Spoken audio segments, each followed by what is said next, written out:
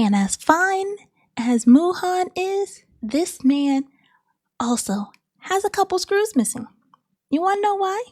When he sees Soha kinda reluctant of eating the meat, you wanna know what he does? He forces her to drink the deer blood. But he was all like, yeah, you gonna feel healthy. Granted, how he put his hand on her mouth. Okay, sir.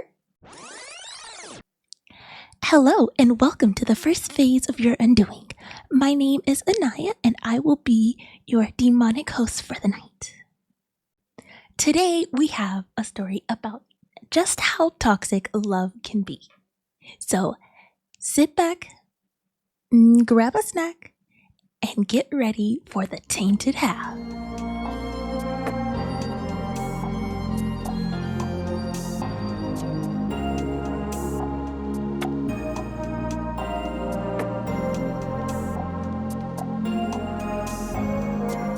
So, grab your books and let's get started.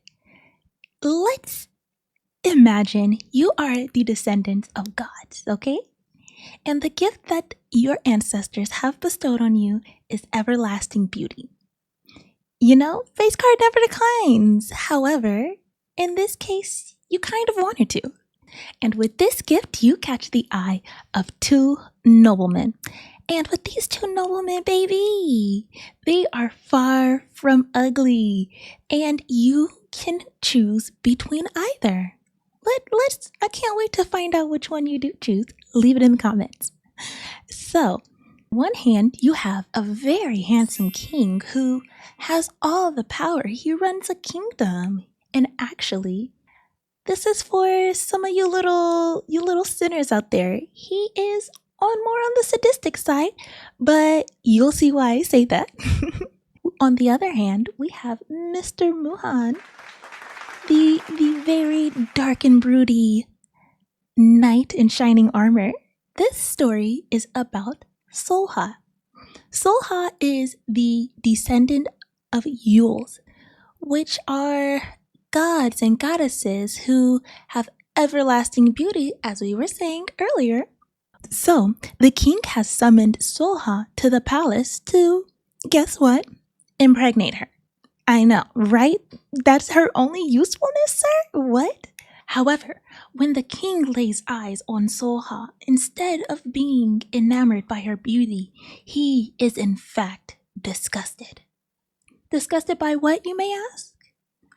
In order to protect Soha from the king's greed, her mother decides to burn half of her face. And the only problem is, you can't even be mad at Soha's mom because, as Mother Gothel said, Mother knows best because she has saved Soha for 10 years of pain from the king. And you may be asking, if her face is burned and he really wants to have a Yule baby, why doesn't he go get another one? Well, there are no more. Not a single Yule is left. Strange, right?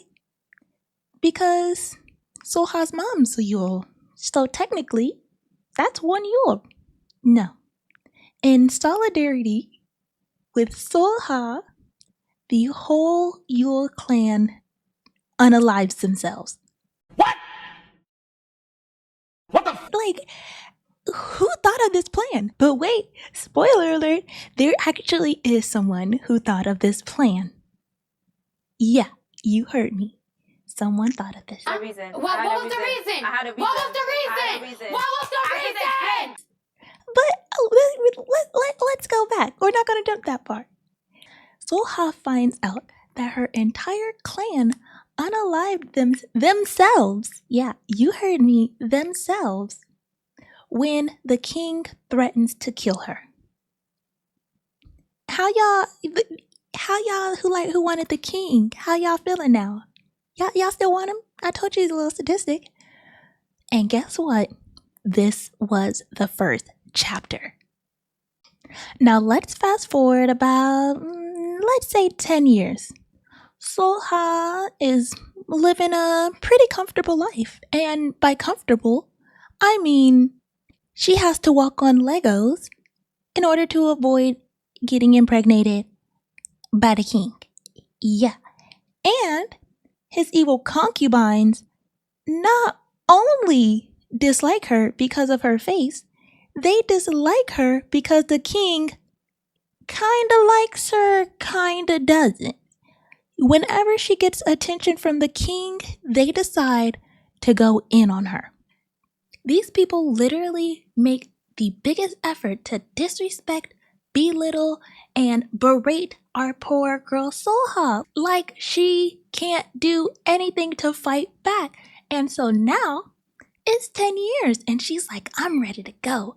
I've done my time. I need to be free. And you know what? She goes to the king and she's like, I've finally done my service. Can I please leave?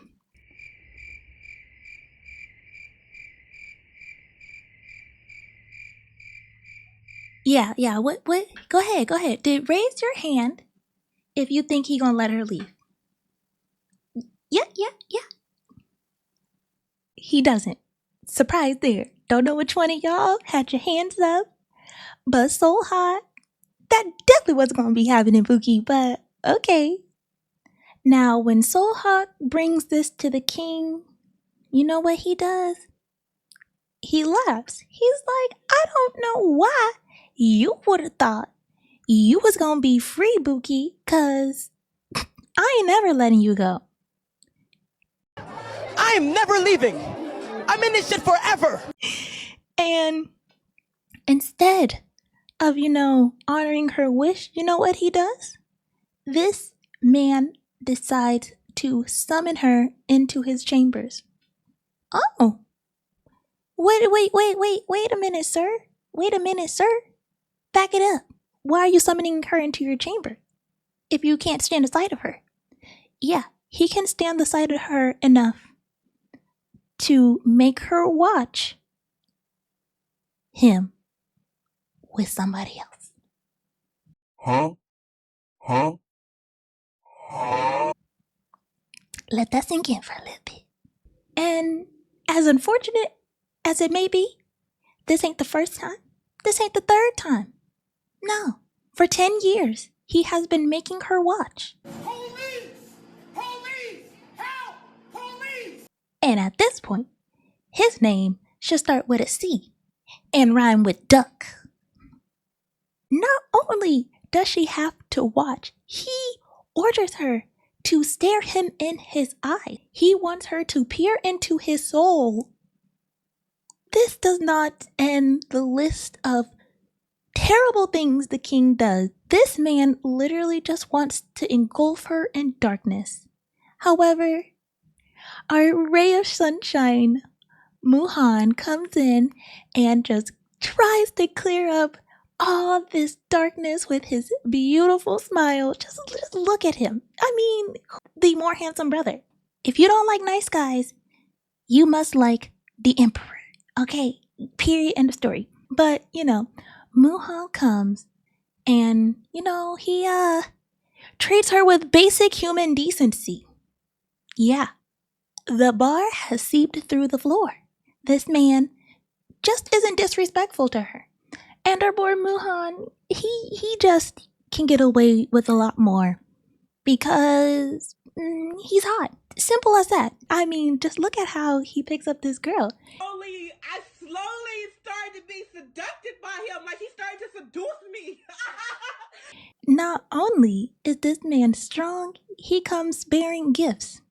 Granted, Suha is, she ain't really the type to, enjoy said gift.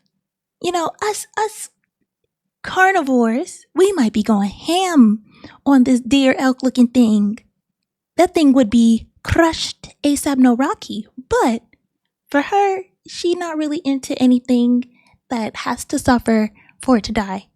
And as fine as Muhan is, this man also has a couple screws missing. You wanna know why? When he sees Soha kinda reluctant of eating the meat, you wanna know what he does? He forces her to drink the deer blood. I don't know in what capacity drinking the blood would make her feel any better about eating it, but he was all like, yeah, you gonna feel healthy.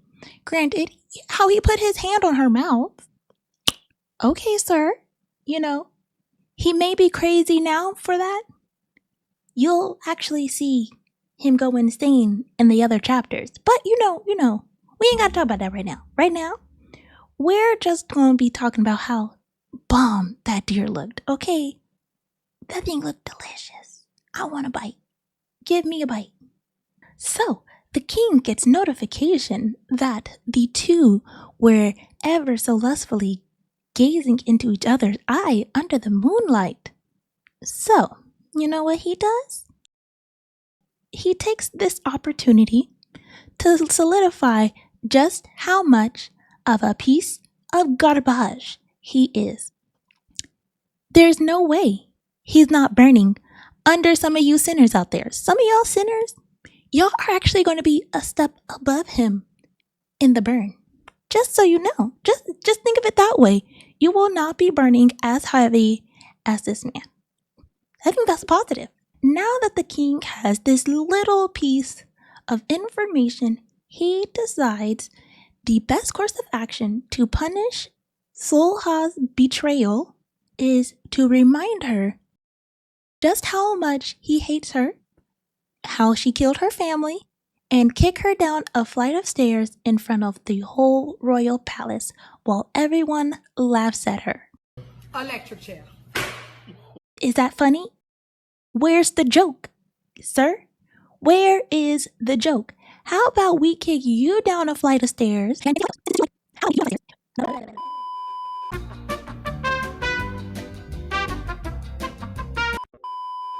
Our sweet boy Muhan is not like the others, though. He ain't laughing at his baby girl falling down a flight of stairs, because I don't see where that's funny. So he decides to reach an olive branch out to her and be all like, come on, baby. I got you. We ain't about to go down like this. But, of course, this just solidifies in the king's brain that there really was something going on between his brother and his concubine. The king, of course, decides the best way to violate poor Solha is to continue making her watch him and another girl. Unfortunately, this does not even pique Mr. C-word that rhymes with duck activities. 'Cause he gets worse. Yeah. You thought that was bad? Just wait. There's more. But, not right now. Right now, he leaves, and Soha is like, okay, let me get it all together, and let's hop up out of here. As she's leaving, guess who's standing at the door waiting for her? Muhan. Sir, what are you doing here? Why are you just waiting? Were you listening? Were you here the whole time? I have so many questions. However, he decides to ask a question himself. And you want to know what his question is? Why do you smell like my brother? In what world was that a smart, intellectual question to ask? As this girl had to watch, but I don't know. I'm not Muhan. He stood out there, let's just say 30 minutes. And that was the best question he came up with. He decides the best way to apologize for a terrible question is to lick her tears away. Sir, you notice how girls get pink eye, right? Like, keep your tongue to yourself. After he's done cleaning her face like a cat, you wanna know what this man says? He says, I prefer your burned face. What? I mean, granted, I never had half my face burned off. So I don't really know based off of experience. However, if my face was burned and you said you prefer this side more, I would be all like, why can't you just like my face, period? Why does it have to be one or the other? Why can't I just be beautiful, period? Why do you have to choose? I could just be pretty, period.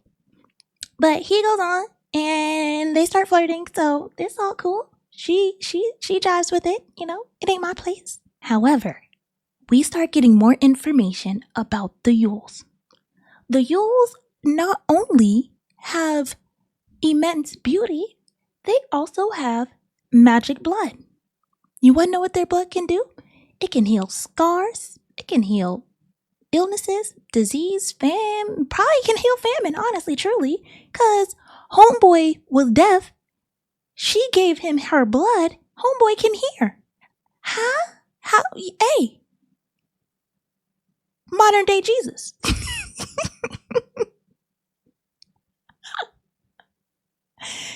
That's some power. That is some crazy power. It makes you think, if she can heal someone being deaf, why isn't her face healed? Go ahead, think about that. Her face isn't healed because she has to consistently burn it. She has to burn her face, let's just say weekly. So that she can avoid the prince from feasting in her cookies. For 10 years, she has had to burn herself. Insanity, craziness, and I just don't understand. Who thought of this? Who thought of this insanity? So after Soha has to burn her face, on comes the next day. We find out not only does Soha have to watch, there are certain days where the king just might partake. Who knows? Honestly, truly, sometimes it's okay, sometimes it won't. It's not. But this time, it's a little different. You want to know who appears instead? Muhan. What? Muhan appears? Sir, what are you doing here? Why are you here when Soha's half naked? Sir. And then, boom, you see the brother. The king is behind her watching.